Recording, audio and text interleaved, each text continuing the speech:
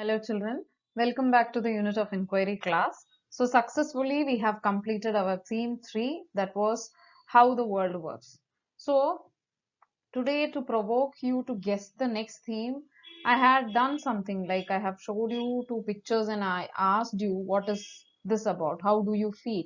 So we are getting to that. So I asked you by showing this picture what difference can you feel here. So everybody said me that place A looks very neat, whereas place B looks messy. And some of you said that place A is a place where we work and place B is a place to play. It's a room for kids, so it is messy. So you yourself have segregated the types of place, the looks of that place, everything.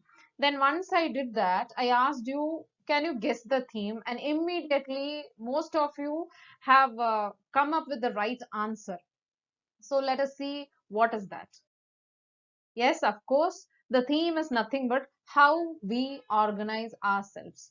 So why did we do that provocation is because organizing is something related to, keeping the things in the correct place. Not only that, it is related to many other things. But since you are in grade 2, to make you understand, to make you guess it in a correct order, I wanted to do this activity. Suppose if we were in school face to face physically, I would have done a different activity where I would have, made the room messy, made the classroom messy. Before you enter into the classroom, I would have made it messy and I would have asked you what to do, what is next. So immediately, without me doing or without me saying anything, you would have entered the classroom. As soon as you enter, you would have kept everything on the place, isn't it? You would have arranged it because it's a human mentality. When you see something messy around you, there is an intention for human beings to segregate it into a correct place. You keeping it in the correct place, so the same you would have done. I have seen that already.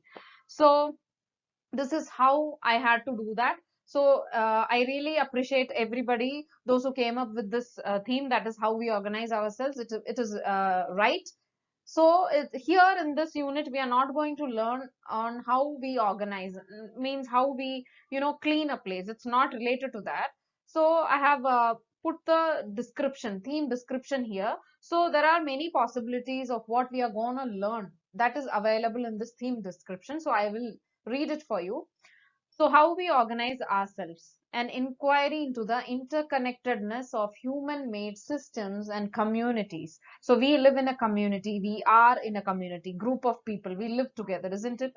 And there is a connection between us in some or the other way. So, this unit may be related to that. The structure and function of organization. So, how does a organization? Now, I'll come back to that word, organization, because already we have done that too. Societal decision making, economic activities, and the impact on humankind and the environment. So, children, if you look at this, each of the description is related to some or the other grades. Okay, so altogether you won't be learning in grade 2 itself. You won't be covering up it in grade 2. You'll be covering as you go to grade 3, 4, and 5. Okay, so in this unit we'll be learning about organizations. So you may ask me, what is an organization? So to test your knowledge, to know how much you know, what you know about a place, I asked you to draw a building or a place that is useful for people. So many of you, what you did is you drew police station, hospitals, apartments, parks, everything. So some of the places that you drew and the uses that you have written, it's coming under organization. So organization is nothing but a place that is useful for others. So we look into it in detailed manner. So really appreciate you for that also, because you have done a great job by telling the uses of different organizations. Even the adults can't think of that because you came up with different answers. Really, I was surprised. Okay, so let us go to. So the central idea of this unit is people create organizations to solve problems and support human endeavor. So why do people have organizations? Now you spoke about police station, hospitals, even houses. We need house to live. Of course we need, okay? So why do we need organizations? Of course, to solve the problem. So when you were telling about police station, you said that it is to catch hold of the thief and to make people safe, and to make feel them safe, all those. And hospital is to treat the patients, and some of you said that babies are born there. So that was so realistic. It is true. So there are different problems faced by people, isn't it? So the central idea is telling us that people create organizations to solve the problems. So whatever problem we have, whenever we have a problem, we have to go to the organization to solve it. Sitting at home, we cannot solve anything. Of course, everything is in internet nowadays, but then also we have to reach the organization, isn't it? And to support human endeavor. So this is the central idea.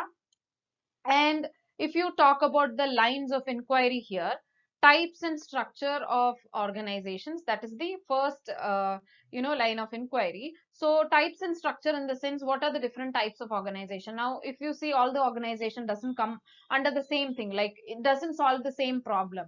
If you take hospital and police station, if you compare both of them are different. So we are going to learn such kind of types. What are the types of organization? What is the structure is, in the sense, not the outside structure, the people working inside, okay? So everywhere there are different kinds of people working there. So we'll go into that in a detailed manner.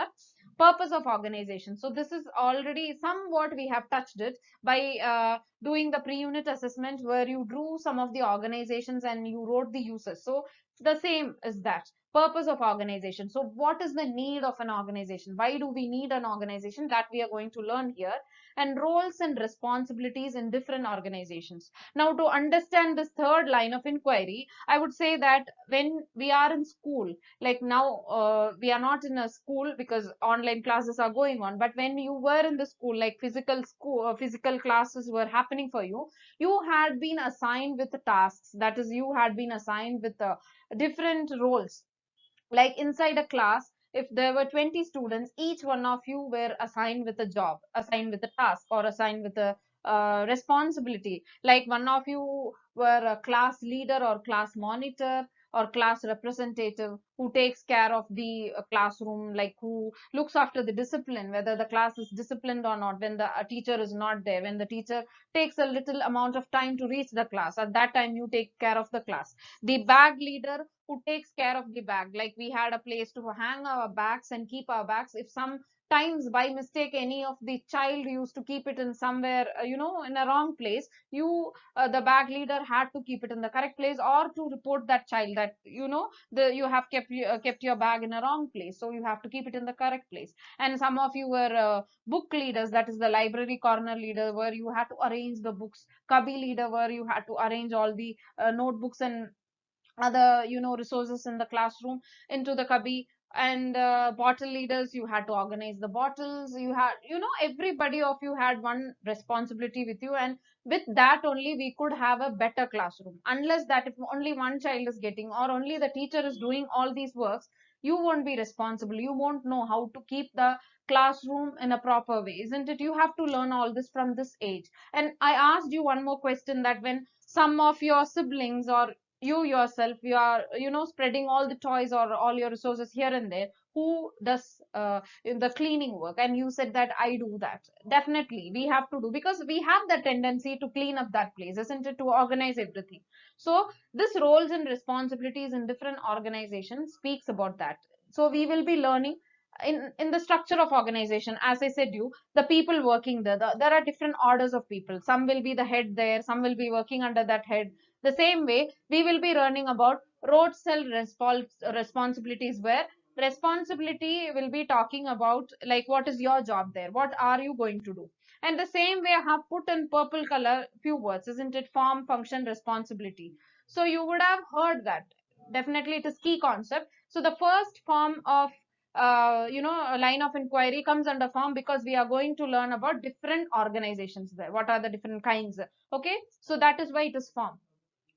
Purpose of organization talks about the function. How does it work? Why it is there? Why an organization there? For example, if there is a hospital, why it is there? If there was no hospital, we won't be here very healthy, isn't it? Even though we have a healthy food or how much ever we take care of ourselves, some or the other time we fall sick and definitely we need to go to the doctor.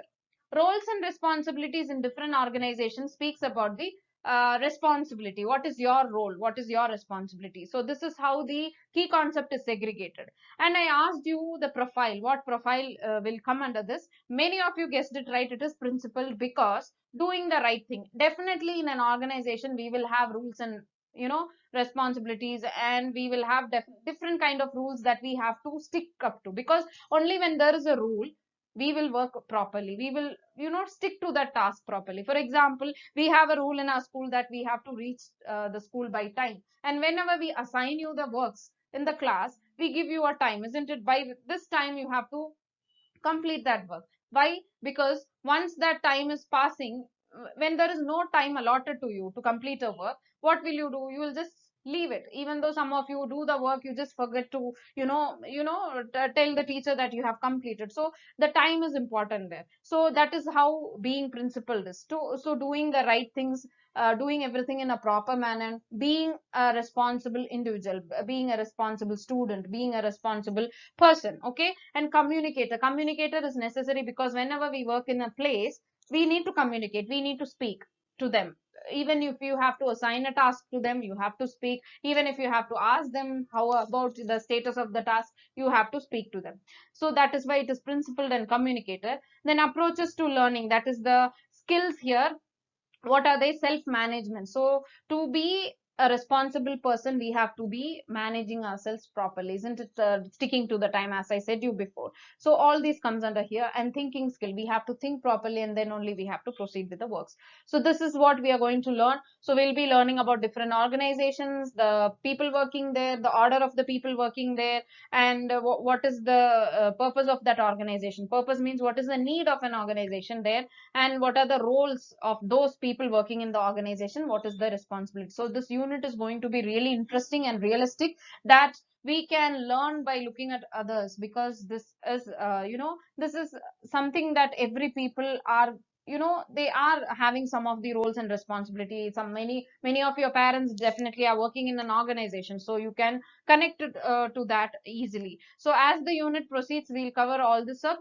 So meet you in the next class. Until then, bye, take care, love you all.